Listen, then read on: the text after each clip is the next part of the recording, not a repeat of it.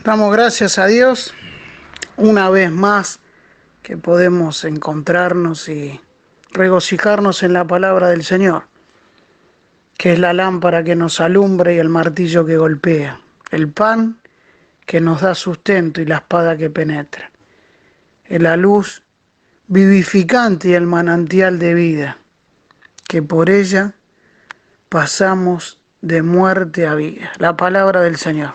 Hay que escudriñar siempre la palabra de nuestro Dios, porque ahí está la verdad revelada.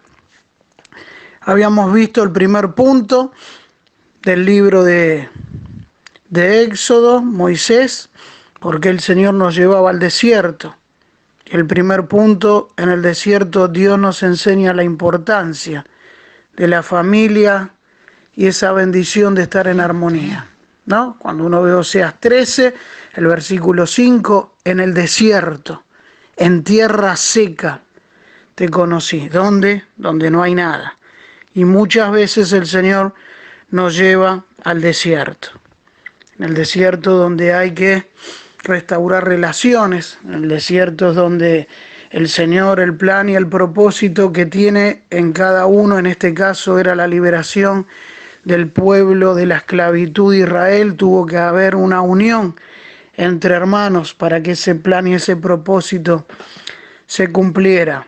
No se podía liberar a un pueblo cuando hay divisiones dentro del pueblo del Señor. Tiene que haber unión, tiene que haber armonía, tienen que estar fortalecidos en esa unión espiritual que el Señor nos da.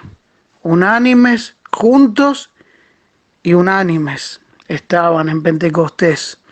Uno puede estar junto, puede estar en una fila de un colectivo, puede estar en un negocio junto, uno al lado del otro, pero no estar unánimes. El Señor nos reclama, nuestra responsabilidad es estar juntos y unánimes para cumplir el objetivo y el propósito que el Señor tiene. El segundo punto es: en el desierto Dios quiere enseñarnos la verdadera alabanza y la verdadera adoración. Y dice Éxodo 5, el versículo 1, dice la Escritura: después Moisés y Aarón entraron en la presencia de Faraón y le dijeron: Jehová, el Dios de Israel, dice así: deja ir a mi pueblo a celebrarme fiesta en el desierto. Dios manda a Moisés y al hermano Aarón para que le dijeran al faraón: deja ir a mi pueblo para que me celebre fiesta en el desierto. ¿A dónde quería llevar el Señor para celebrar fiesta? Al desierto. Pero si cada uno de nosotros queremos salir del desierto para celebrar fiesta, para adorar a nuestro Dios, para alabarlo, para decir que tuve victoria, es cuando yo salgo del desierto. Pero acá el Señor hace lo inverso, hace todo lo opuesto, nos lleva al desierto. Cuando Dios me dé un empleo, cuando me abre una puerta de trabajo, entonces yo lo voy a adorar al Señor, yo lo voy a alabar, yo cada vez me voy a enamorar más del Señor.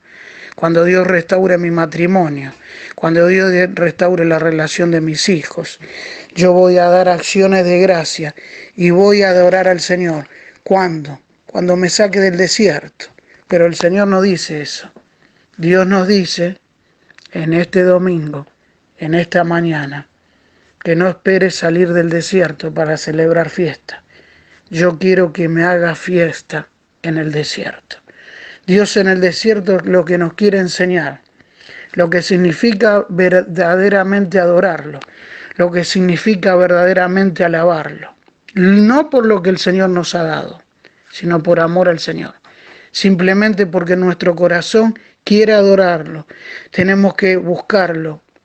No por lo que tenemos, no por lo que necesitamos. Lo adoramos al Señor porque lo amamos, no por nuestra condición, no por nuestras circunstancias externas, sino por nuestra posición perfecta en Cristo. Por eso lo adoramos al Señor. Las condiciones y las circunstancias pueden ser adversas, pueden ser opuestas, pueden ser angustiosas. La circunstancia podemos tener escasez, necesidad, pero el Señor nos lleva al desierto para ver lo que hay en nuestro corazón, para ver si realmente en tierra seca, donde no hay nada, donde hay angustia, donde hay afrenta, donde hay necesidad, donde hay angustia, ahí el Señor nos lleva y ahí realmente ve el Señor lo que hay en nuestro corazón. Un cristiano comprometido ama al Señor más que cualquier otra cosa, esté o no esté en el desierto. Las circunstancias no hacen que yo viva una vida de amar al Señor, de obediencia al Señor, porque en unas circunstancias perfectas Adán desobedece al Señor, y en una circunstancia totalmente adversa Cristo en el desierto decide obedecerlo al Señor. Así que las circunstancias no condicionan mi relación con el Señor. Cuando uno ve lo que es el capítulo 3, versículo 5 del libro de Filipenses, Pablo dice: circuncidado el 8º día, del linaje de Israel, de la tribu de Benjamín, hebreos de hebreos, en cuanto a la ley, fariseos. ¿Cuántas cosas será para mí ganancia? Las he estimado como pérdida por amor a Cristo. Siempre es el amor al Señor. No importa las circunstancias que uno esté atravesando, el Señor nos quiere llevar al desierto, porque en el desierto hay un trato, hay una enseñanza con cada uno de nosotros. En el desierto el Señor manifiesta lo que nosotros tenemos en nuestro corazón, lo manifestamos en el desierto. Y cuanto a celo, perseguidor de la iglesia, dice, en cuanto a la justicia que es en la ley reprensible, pero cuántas cosas para mí eran ganancias, las he estimado como pérdida por amor a Cristo. Y ciertamente aún estimo todas las cosas como pérdida por la excelencia del conocimiento de Cristo Jesús mi Señor, por amor del cual lo he perdido todo y lo tengo por basura. La relación nuestra con el Señor tiene que ser una relación de amor al Señor. Estamos pasando por un desierto, hay que hacer fiesta para Dios, hay que adorarle a Dios, hay que alabarle. Nos tenemos que gozar con nuestros hermanos. Tenemos que hacer fiesta en el desierto si pasamos por un desierto. Tenemos escasez, hacemos fiesta en la escasez. Hacemos fiesta en el desierto. Cuando uno ve 2 de Corintios 2, el versículo 7, Pablo dice: para que la excelencia de las revelaciones no me exaltase desmedidamente, me fue dado un aguijón en mi carne, un mensajero de Satanás que me abofeté, al respecto el cual rogué 3 veces al Señor para que me lo quite. Y el Señor me dijo: bástate mi gracia, porque mi poder se perfecciona en la debilidad. Entonces de buena gana me gloriaré en mis debilidades, para que repose sobre mí el poder de Cristo, por el cual por amor a Cristo me gozo en mis debilidades, en afrentas, en persecuciones, en necesidades, en angustias, porque cuando soy débil, entonces soy fuerte. Eso es el desierto. Dios no quiere que hagamos haciendo fiesta en Egipto. Dios saca al pueblo de Egipto para celebrar fiesta a Él en el desierto. Deja de celebrar fiesta en el mundo, con tus momentos de alegría en el mundo, para celebrar tu alegría, para celebrar tu gozo en el desierto con tu Señor. En el desierto se celebra fiesta. En el desierto la sandalia no se gasta. En el desierto la ropa no envejece. En el desierto te sigue una roca, un manantial de agua. En el desierto se abren los cielos y llega la provisión, llega el maná de una manera sobrenatural. En el desierto, cuando hace frío, una columna de fuego te calienta. Y cuando hace calor, una columna de nube te refresca. Eso pasa en el desierto. El Señor tiene el control en el desierto. En el desierto el Señor nos quiere hablar a nuestro corazón. Todo eso el Señor lo hace en el desierto.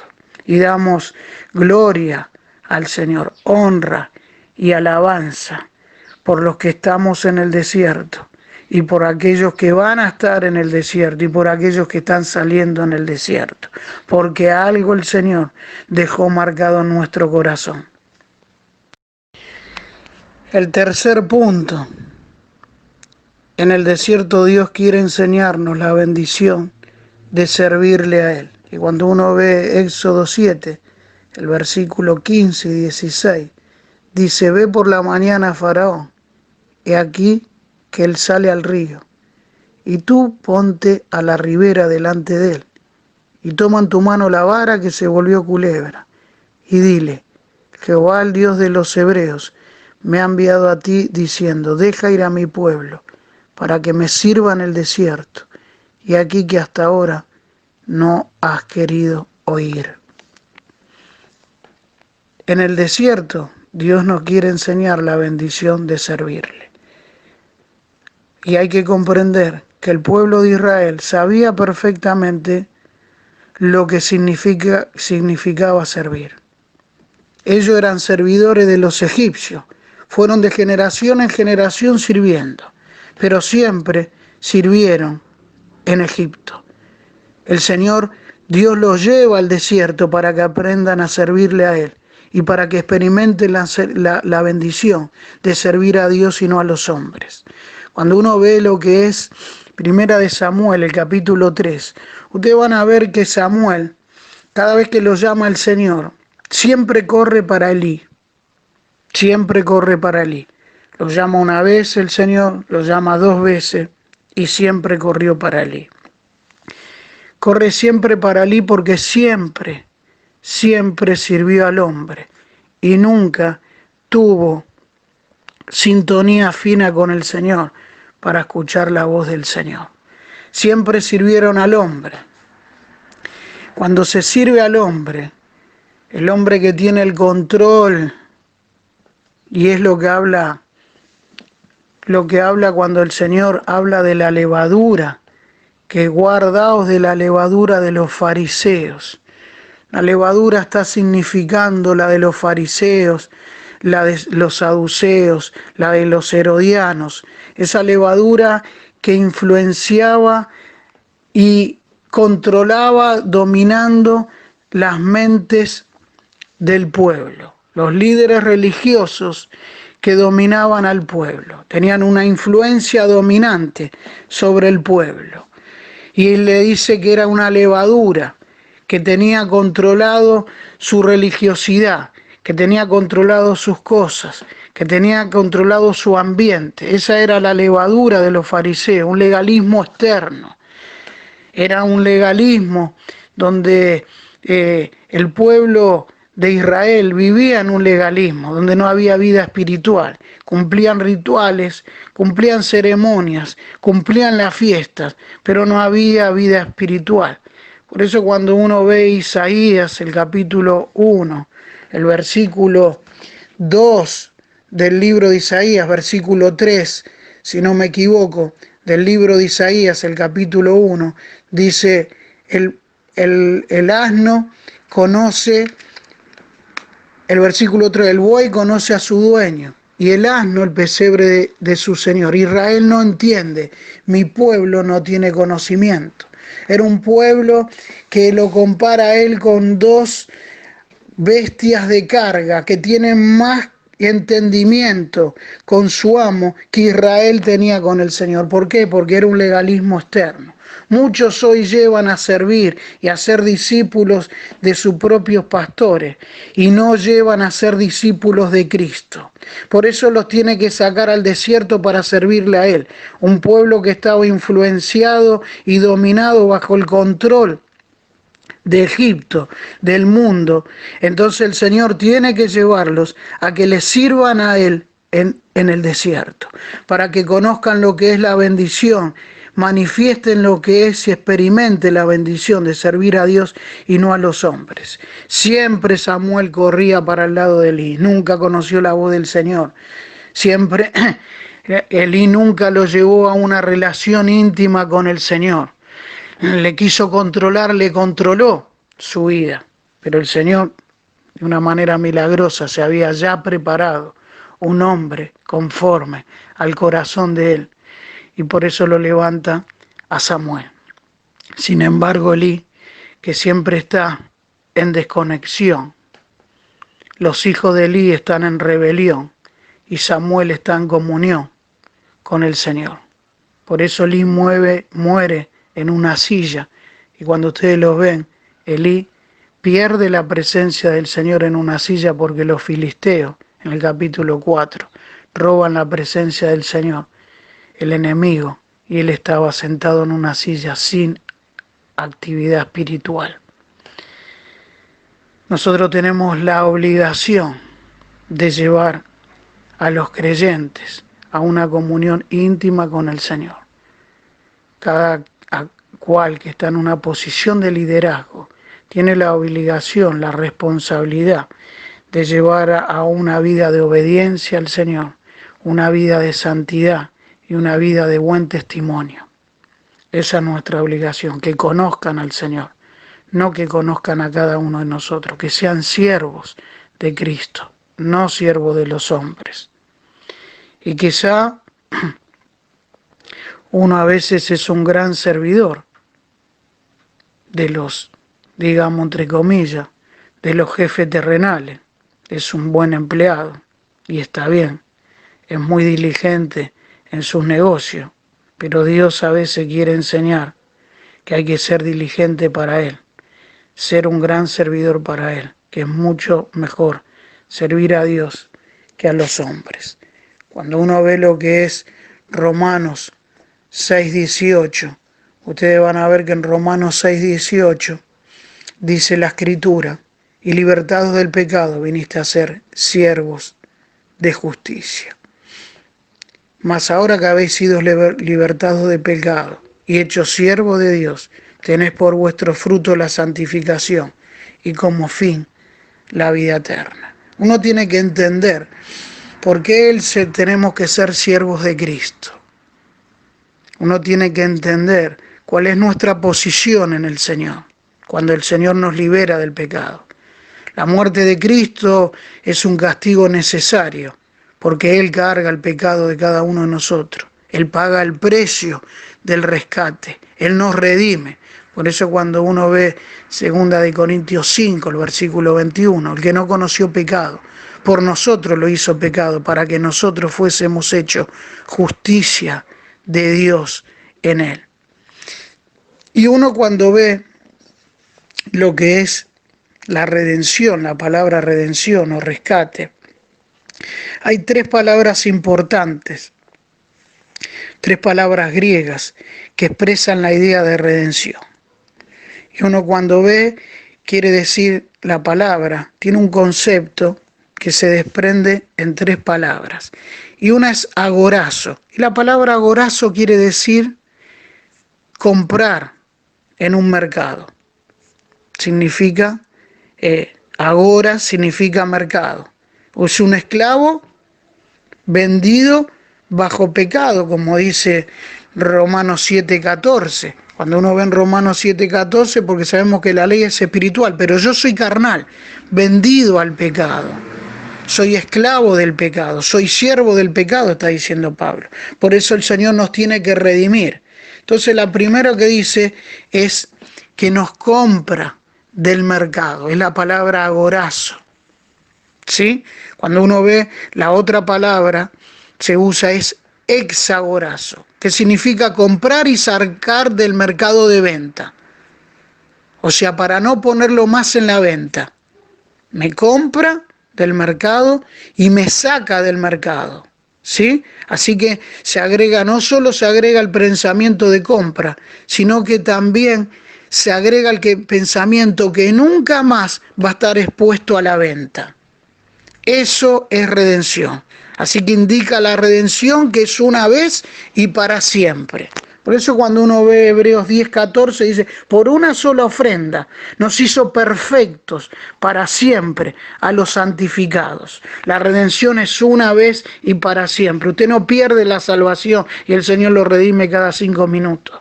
Usted es salvo, posicionalmente está perfecto en Cristo. tiene todos los beneficios del Señor, todos. Tiene la justicia perfecta aplicada por el Padre en su vida. Usted es justificado, redimido, es reconciliado, es propicio al Padre. Cristo es la propiciación de sus pecados. Es regenerado, es perdonado, es santificado y es glorificado en Cristo en una posición perfecta en lugares celestiales.